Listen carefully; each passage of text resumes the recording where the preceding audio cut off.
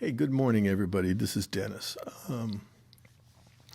First of all, I want to mention if this is your first time to my channel, I want to remind you that in the description below, I'm going to leave some links to my earlier tutorials on how to Travis pick. But anyway, I think I figured out a better way to teach this, something that will get you involved quicker and be Travis picking, hopefully, by the end of today.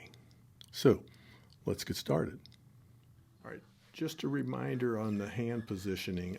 You want to give it the thumbs up and then get that thumb out ahead of the fingers. Don't be trying to do this. You'll have a really tough time. Get that thumb out ahead. That thumb has to be readily available to play these bass notes. And the fingers, I like to position my index finger on the second string and my middle finger on the third string. All right, to start out with, I want to mention that this is a standard tuned guitar. So make sure your guitar is tuned. E, A, D, G, B, E. Standard tuned. We're holding a C chord. This is the Travis picking pattern we're going to learn tonight.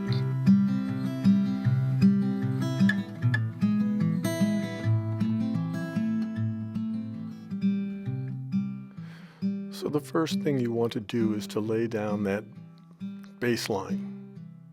1, 2, 3, 4, 1, 2, 3, 4, 1, 2, 3, 4, 1, 2, 3, 4. That's the downbeat on the 1, 2, 3, and 4. So once you've got the bass line laid down and you feel comfortable with that, you want to start adding the first digit, the index finger, after the second downbeat, and then adding the middle finger after the third downbeat. So we're creating eighth notes here.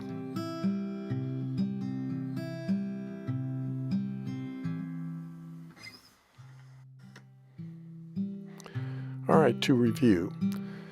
Most people don't have a hard time laying down the bass. With every chord, for example on the C chord, you have to hit the bass note of that chord, the C note. Now when people add that index finger, that doesn't create much of a problem. It's when they add this middle finger where all hell seems to break loose. And a lot of people have trouble with this technique.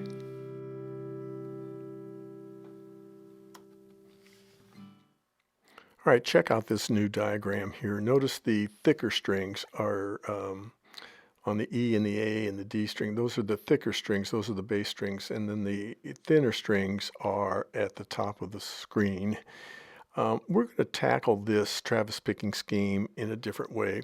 On every first downbeat in green, you're going to pluck the bass note, in this case the C, which is on the A string. It's fretted at the third fret, you see on the little diagram of the chord. So you pluck the bass note string and the high E string with the middle finger at the same time as that thumb on the first downbeat. That's the pinch. And then the next phase is that stuff in red. That's the internal rolling. Notice the string colors are of those four high strings are color coded. The middle strings of those four are in indigo for inside, and the outside strings of that four set is color coded in orange for outside. And then we complete it with that thumb on the G string. The thumb on the G string in purple is how we end every measure in this Travis picking scheme. So let's attack it with this in mind. 3 phases: green, then the red phase, and the purple phase. See if this helps you.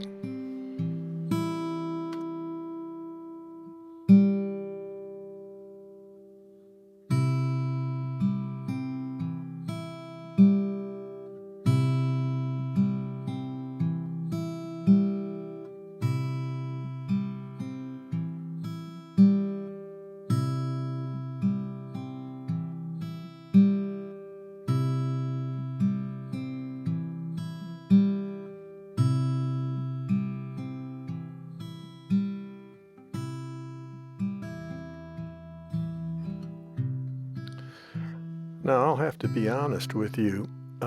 When you start doing this, you're going to be all out of time in doing stuff like this. Just take it one step at a time. Do the green, then the red, then the purple.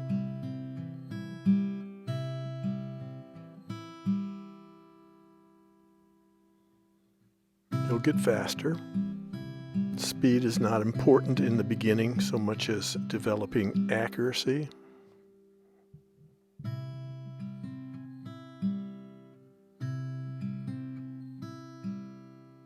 Pinch.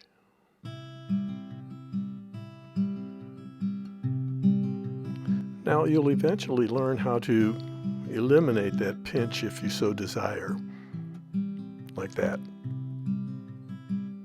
or the pinch, or without the pinch. Eventually, when you get this down and you assign this Travis picking pattern to muscle memory, when you'll be able to do it unconsciously in your sleep, you'll be able to do these hammer-ons and pull-offs. It will be incumbent upon the guitarist to understand the bass notes of every chord that he's playing. For example, in this C chord, when you form that C chord, what you're doing, you're creating a triad of just 3 notes. C, B, G, C, E. Those are the 3 notes that make up a C chord. This being the lowest and being the C note is the bass note.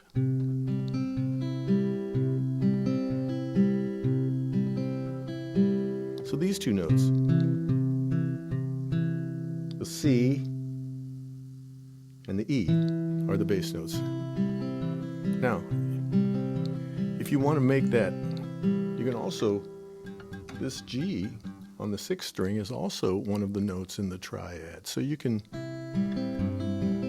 use that as a bass note.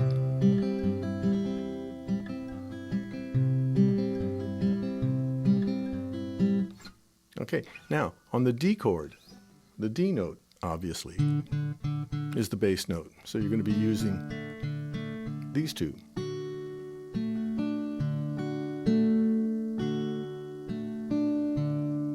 If you want to reach around with your thumb and press this F sharp, that's part of the triad of the D chord.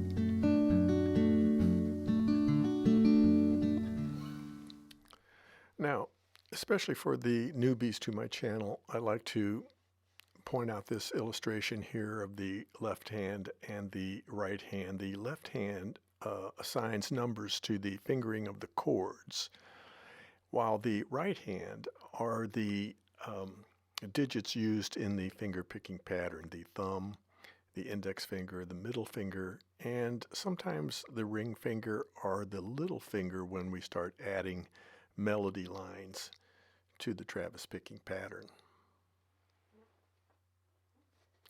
Now, the other thing I want you to notice is the lettering on the left-hand diagram. Those are the notes of that A minor triad.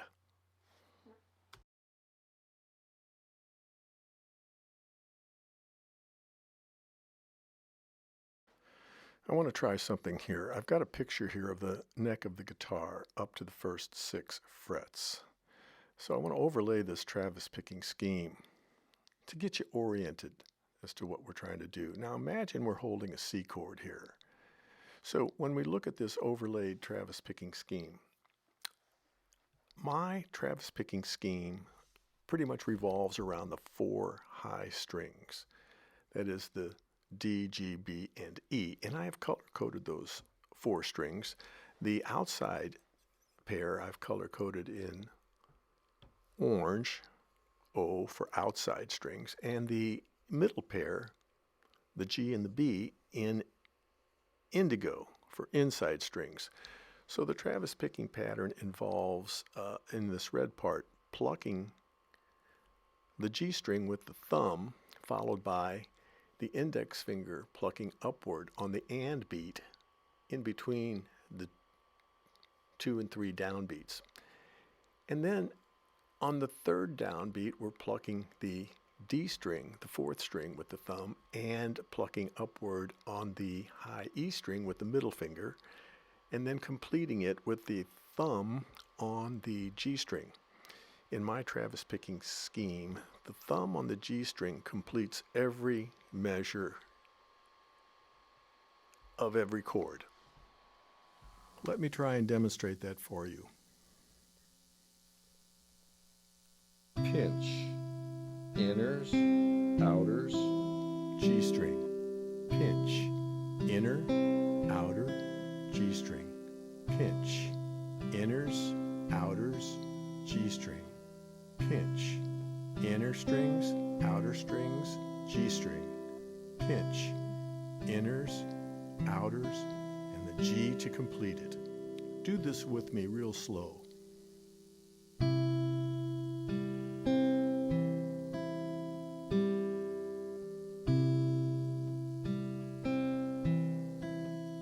Again, I emphasize, accuracy is important in the beginning. Speed will come later. Remember the pattern. Assign it to muscle memory. You repeat something over and over again, muscle memory takes over. Ultimately, you can do this in your sleep, which is our intention. Once you learn the pattern, then you can work on speed.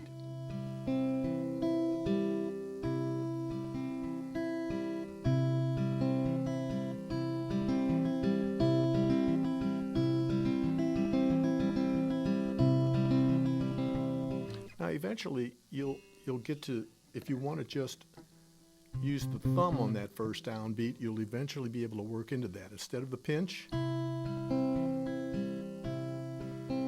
just the thumb.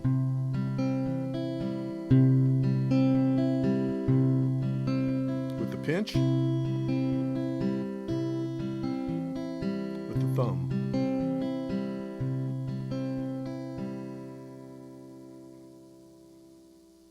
It's a slow process. You have to start out slow.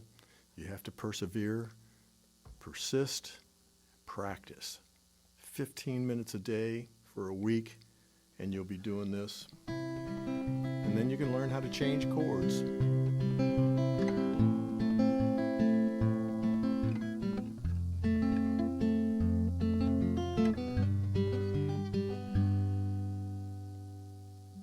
All right.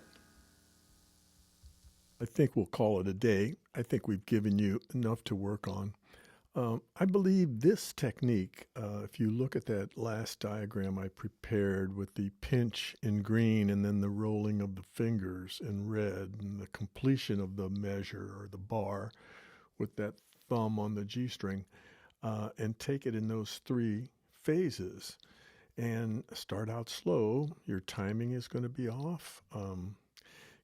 Get that pattern in your head tonight. Tomorrow you'll wake up and pick up the guitar again. It'll take you a little while to recall that pattern and start working on it again. 15 minutes a day, and you'll assign that task to muscle memory that will enable you to do it fluidly and unconsciously. And then your chord changes in between bars and measures, or even in the middle of a measure. You'll figure it out. Leave comments. You'll notice that I respond fairly quickly. And please subscribe and like my videos, and more importantly, share them with your musician friends that may want to learn how to do this too. Thanks a lot. See you next time.